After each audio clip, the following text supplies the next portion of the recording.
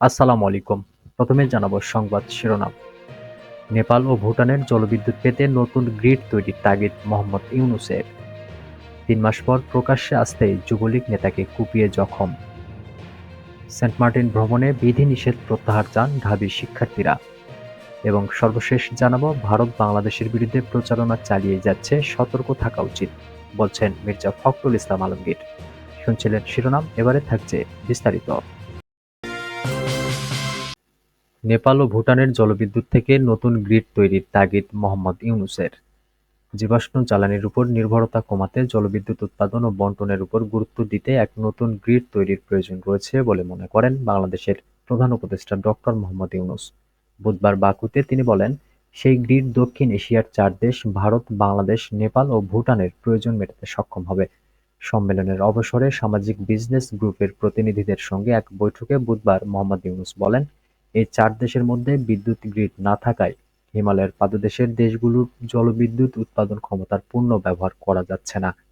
ওই আলাপচারিতায় নেপালের প্রতিনিধিরা জানান, তাদের দেশে জলবিদ্যুৎ উৎপাদনের ক্ষমতা রয়েছে ৪০,০০০ মেগাওয়াট। এই উৎপাদন ভারত ও বাংলাদেশের জীবাশ্ম জ্বালানির নির্ভরতা অনেকটাই কমিয়ে দিতে পারে।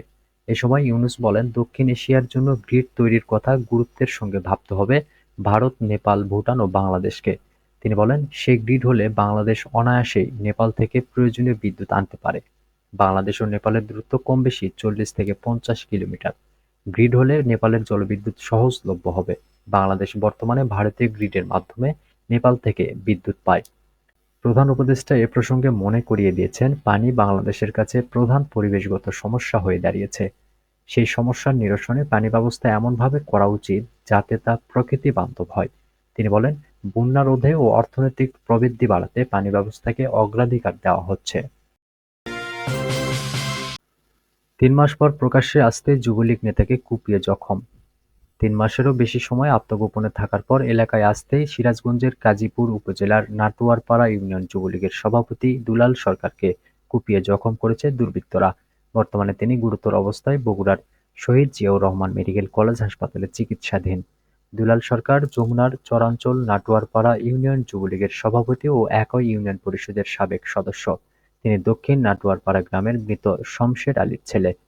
আহত দুলাল সরকারের স্বজন ও প্রত্যক্ষদর্শীরা জানান, গত ৫ই আগস্ট শেখ হাসিনা সরকারের পতনের পর দুলাল সরকার বাড়ি ছেড়ে আত্মগোপনে চলে যান। গত রোববার সন্ধ্যার পর তিনি নৌকায় করে যমুনা নদী পার হয়ে নাটোয়ারপাড়া নৌকাঘাটে পৌঁছান। এ সময় বিএনপির কয়েকজন নেতাকর্মী তাকে কুপিয়ে জখম করেন। পরে স্থানীয়দের মাধ্যমে খবর পেয়ে স্বজনরা তাকে উদ্ধার করে বগুড়া শহীদ জিয়াউর রহমান মেডিকেল কলেজ হাসপাতালে নিয়ে যান। বুধবার আহত দুলালের মেয়ে জামাই লেখন বাবু জানান, তার শ্বশুরের অবস্থা আশঙ্কাজনক।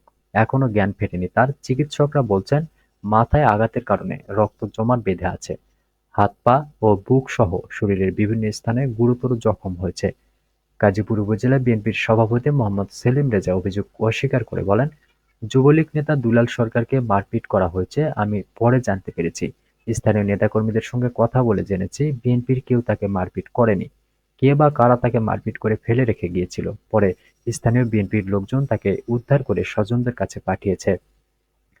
এ বিষয়ে জানতে চাইলে গাজীপুর থানার ভারপ্রাপ্ত কর্মকর্তা মোহাম্মদ নূরে আলম বলেন, বিষয়টি শুনেছি, তবে এ বিষয়ে এখনো কেউ থানায় অভিযোগ করেনি।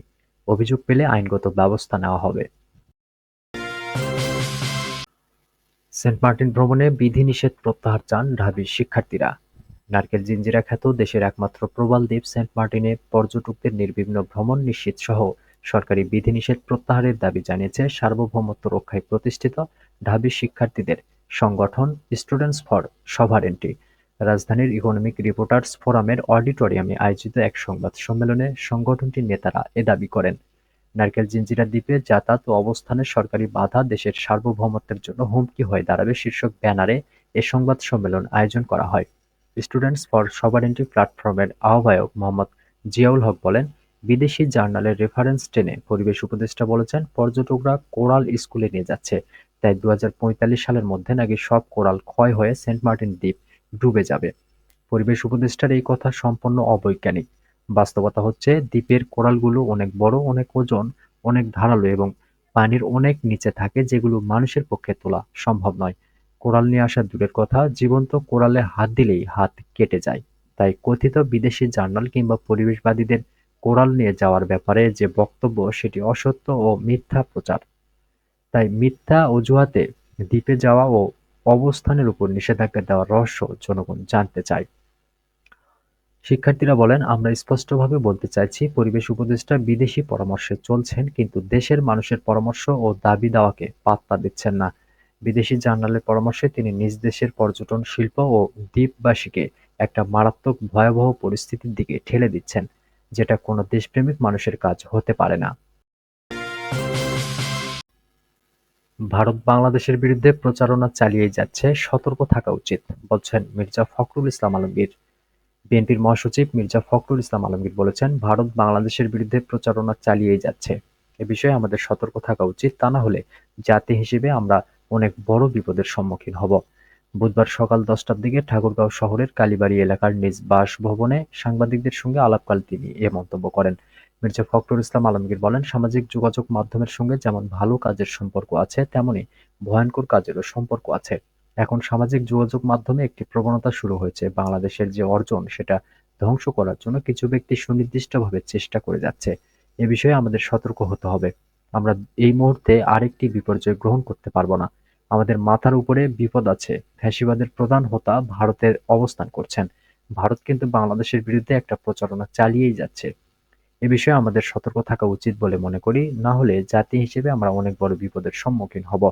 ফ্যাসিবাদী আওয়ামী লীগ সরকার সফলভাবে জাতিকে বিভক্ত করে ফেলেছে বলে মন্তব্য করে বিএনপির মহাসচিব বলেছেন, এই বিভক্তটা দূর করে একটা ঐক্যবদ্ধ জাতি চাই। গণতান্ত্রিক সমাজ ব্যবস্থায় বিভিন্ন মত থাকবে, তবে বাংলাদেশের স্বাধীনতা, সার্বভৌমত্ব, গণতন্ত্র, মানুষের অধিকার এই মৌলিক বিষয়ে ঐক্য থাকতে হবে। জাতি হিসেবে আমাদের অসহিষ্ণু হলে চলবে না, সহনশীল হতে হবে। 17 বছরের জঞ্জাল সরানো 17 দিনেও সম্ভব না, 17 মাসেও সম্ভব না। তাই এই সরকারকে সময় দিতে হবে, তবে তাদের সবকটি সংস্কারে হাত দেওয়ার খুব বেশি প্রয়োজন নেই। সেটা নির্বাচিত যে পার্লামেন্ট আসবে সেই পার্লামেন্ট করবে। সংখ্যানুপাতিক নির্বাচনী ব্যবস্থার দাবি নাকচ করে মির্জা ফখরুল বলেন, এই নির্বাচন ব্যবস্থা আমরা প্রত্যাখ্যান করেছি। দেশের প্রেক্ষাপটে এই ব্যবস্থা সম্ভব নয়।